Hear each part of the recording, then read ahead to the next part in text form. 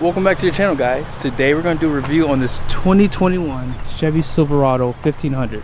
Now the reason why I picked this specific truck is because it has the Duramax engine. So check out the hood. This is how you know it has the diesel. It says Duramax. Now I think that this is the best diesel option for the half-ton segment, and I'm going to go over that in the video. And be sure to like and subscribe to the channel, and let's get into it. For some reason, when you look under the hood, there seems to be a lot more space inside of here. And the reason why that is because it has an inline 6 diesel engine. So that's probably the first reason why I think this is one of the best options on the market. I love that inline 6 design, and they did that for this truck. So this is going to be good for 277 horsepower, 460 foot-pounds of torque. Now GM does claim that 90% of the peak torque comes on at 1250 RPMs. This inline 6 Duramax does utilize iron cylinder liners for better wear protection, and it does have a cast aluminum block, so that's going to really help with weight saving. So I do like the fact that they do that, because when you're looking to potentially tow a trailer, that does turn into payload for you. Now this Duramax is going to use a 0W20 oil. It does take 7 quarts of oil, including the filter, and it is mated to a 10-speed transmission. Ford and GM did work together to build this transmission, so just keep that in mind. But overall, really good setup. Can't wait to take this thing on for a ride to see how well it performs. Alright, so here's the truck, 2021 Silverado LTZ 4-wheel drive. It has that optional diesel, and cherry red tint coat is the color. And here's a quick look at your standard equipment. Be sure to pause it. And here's additional standard equipment at the top. Base price is $52,700. And here's all your optional equipment. Now, another reason why I think that the Duramax diesel is the best is because it's only a $995 option. Can't beat that. And total price is $61,770. And here is the fuel economy numbers. So up front, you do have some pretty traditional styling here. Have a chrome front bumper. This does have LED headlights, and it is going to be a reflective styling. And the high beams all the way closest to the grille right here. Now just below, you do have incandescent turn signals down, and then your accent light is right in the middle of your headlights and your turn signals, and that's going to be LED. Down below, you're going to have fog lights. You can check out those parking sensors too. They don't have any on the side. I do prefer to have one right here, because this seems to be an edge that gets hit on the garage when you're pulling it in. But overall, nice styling. I like the hood. The hood has some nice lines in it. It really looks aggressive. And this is going to have that Z71 package. It does look like the windows are tinted on this truck, by the way, but it's probably just an illusion because the windows are wet. Now, as far as your tires go, these are pretty aggressive. These are Bridgestones, and these are dual tires. And they're going to be a 275/60/20. And let's check out the capacity they have. So these have 2,679 pounds of capacity per tire. So probably not a tire you want to use to go towing with, but pretty adequate for decent size, maybe 4,000 to 5,000 pound trailers. If you want to go above that, you probably want to upgrade these tires. And this does have an independent front suspension. And I like the fabric material in here too. This should be pretty easy to clean. And check out your mirrors. This does have the smart key system too, so if you hit that button on the door handle right here, that will lock and unlock the truck door for you. Although I'm not a huge fan of the chrome, this truck does not look bad with the accents. I like the red. I like the wheel design too of this too. If I were in the market for a truck, I'd probably look at something more similar to this. They have a RST model that has more of a painted bumper look, darker wheels, all that good stuff. And that's probably the truck that I would go for over this. As far as your fuel capacity goes, this is the only downside I would say, or one of the downsides to this truck, is they only give you one fuel tank size option, which is 24 gallons. So if you're planning on towing, that's going to probably be a problem for you. Now the DEF tank is 5.3 gallons, so that's pretty big for something like this. I think Ram's on the heavy duty side is like 5.75, so that's not much difference on this. Now out back, because you do have the Z71 package, this does have the rental shocks, and you do have a leaf spring suspension too, so it has 3 leaves in that pack, so that should kind of help with overall stability. And out back, I love the way they designed the tailpipes on the bumper. It looks really, really clean. A little bit too much going on back here though, in my opinion. I mean, there's just a lot. They have the Chevy spelt out. Looks okay. There's a lot going on back here. As far as the tailgate goes, you can drop that down. And if you have your key, you can actually lift it back up too. You just have to hold the button down. So that's something that I like that Chevy does. They do give you your camera inputs for your trailer. And then you have a 7-pin connector. Class 4 receiving hitch, so that's going to be a 2-inch. Parking sensors, and they do integrate steps out back too. LED accented tail lights. I believe that you have incandescent bulbs for your reverse though. And you can kind of see this does have a spray-in bed. And this is a pretty tall bed also. I'll show you guys some measurements here.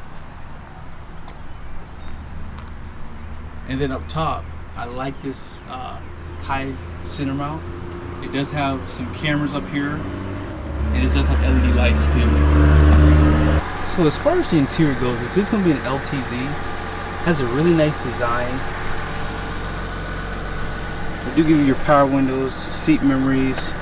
You can close those mirrors on both sides automatically. Really nice for off-street parking. And it's really easy to get in and out of this truck. Like, look how flat this panel is on the side. A lot of hard plastics. I mean, pretty much everywhere. This is soft touch, and up here it's going to be soft touch too. Some storage for some cups or whatever you need. And I really like the overall layout of this truck. Really clean. Like, check out the top of the dash. A little bit of storage up top. This does have that high definition rear view mirror. You do have tow haul mode, and you do have your sport, normal, and off-road. When you turn on tow haul mode, check out what happens on this side. I thought that was really cool. It does change the gauge to the transmission. I like that they do that. That's really cool. Really nice touch. And yeah, four-wheel drive system. This is how you control all your lighting for the truck. And pretty easy to use steering wheel. There are some buttons on the back of it for your audio.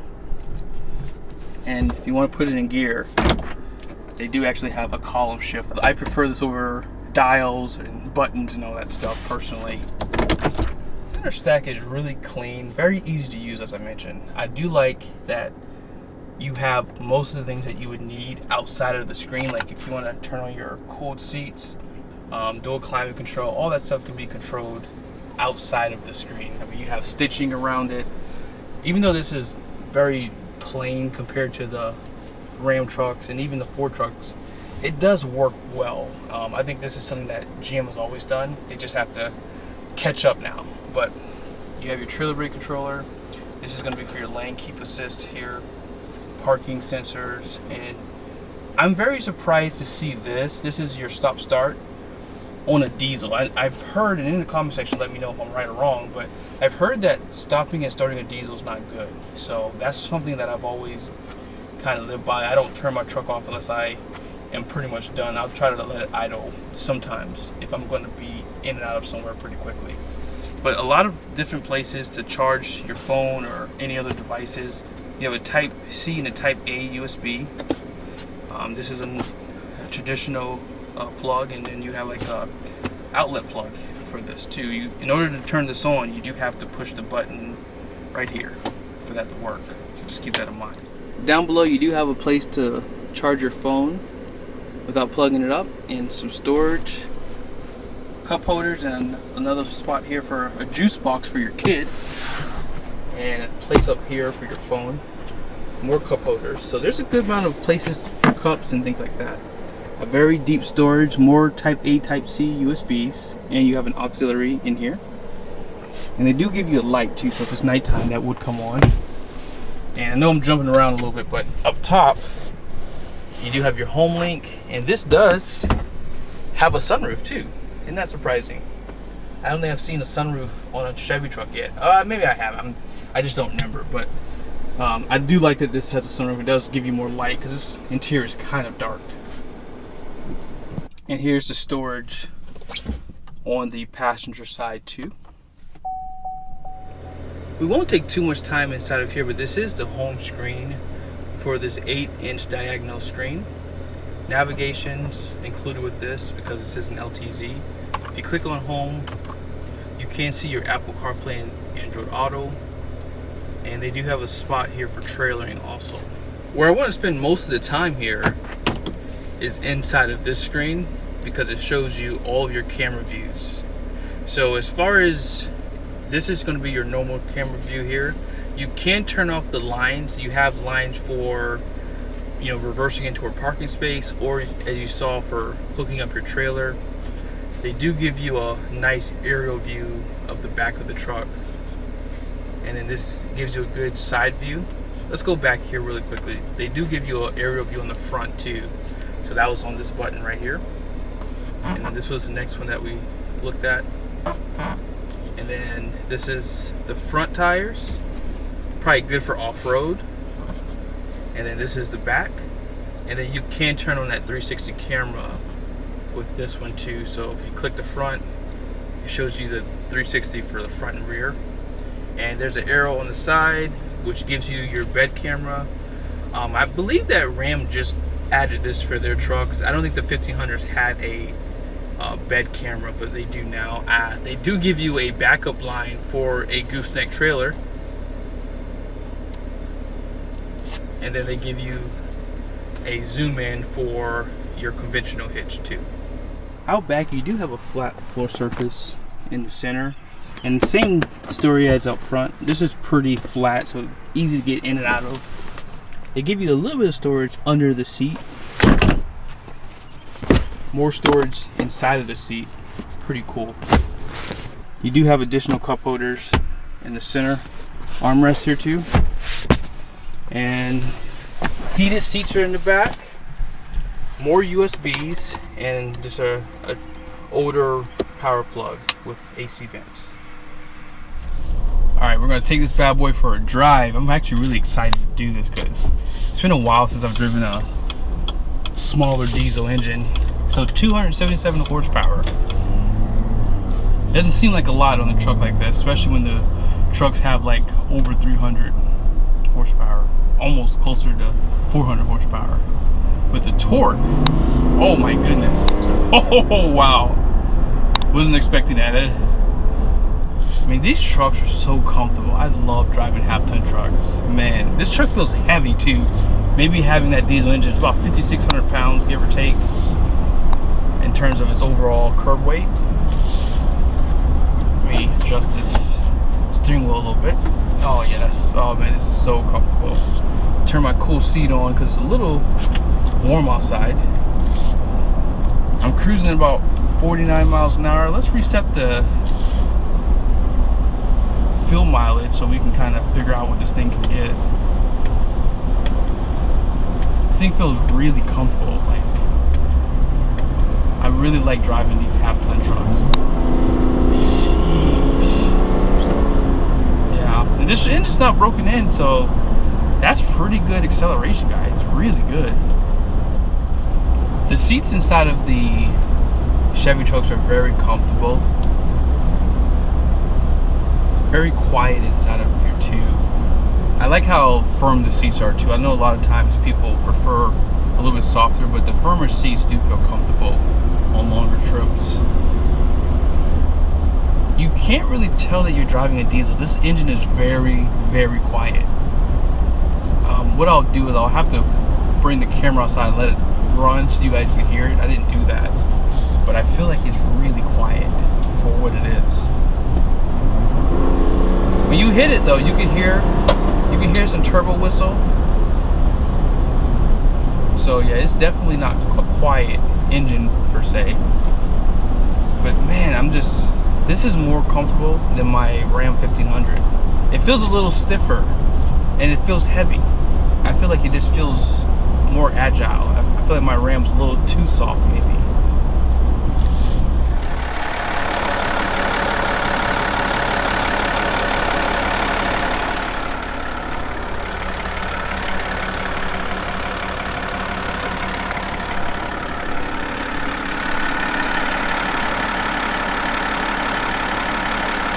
Here's some acceleration. Transmission, you can't feel it shifting. Brakes feel really good too, by the way. I'm gonna slow back down again. Now I don't know what gear I'm in, but just running at, what is it? How fast am I going? I'm running about 50 miles an hour, and I'm just over 1,000 RPM. So yeah, you're easily gonna get, you see the kind of fuel economy I'm getting right now? That's crazy. That's only because of that 10-speed transmission. I mean, that is running really low RPMs. It might cut off on us. Yeah, like look at, the roads are a little wet. I mean, it's a truck, don't get me wrong, but it feels really, really agile. I like a little bit stiffer riding truck. It's very apparent at higher speeds that there's some sway, and it's not bad. It's just, you can just tell that it's really the tires. So if you are looking to maybe potentially use this for towing, I would definitely upgrade these tires, even at 4,000 to 5,000 pounds, just because I feel like these tires aren't doing the job here. Now you could probably air them up a little bit more, but right now I'm just not really getting that security feeling that I like to have. I've driven 6.4 miles. I've idled a little bit, and I'm getting about 17.5 mpg. So I'll let you guys know what it is when I get back to the dealership. I am gonna do one more acceleration though, so that should give us a good idea. But if you're on the highway, I bet you can get 25 plus mpg without even really trying. You can just put the cruise control on at 75 miles an hour, and you will easily get that, 25 to even 30 mpg. All right, so we got to do a 0 to 60 run here. All right, engine's warmed up. Let's go. Oh my.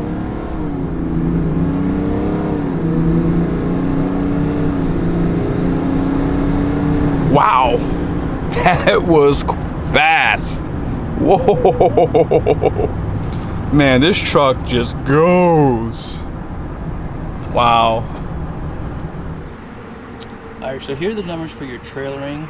Gross vehicle weight is 7,200 pounds. Gross combined weight rating is going to be 15,000. Rear gross axle weight rating is going to be 3,800 pounds. The front's going to be the same. Curb weight is 5,597 pounds. And you have a max payload of 1,603 pounds. They're saying below that you can tow a conventional trailer at 9,000 pounds with the 900 pound max tongue weight.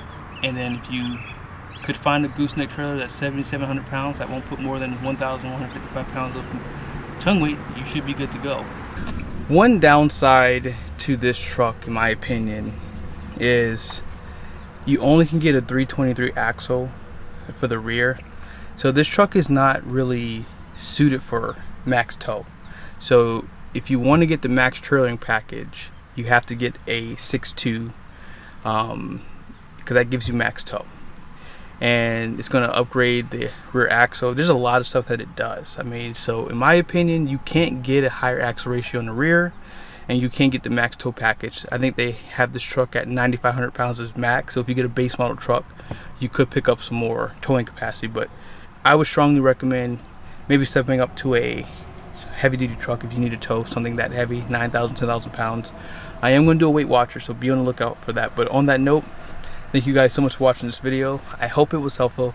Be sure to like and subscribe to the channel, and I'll see you guys in the next video.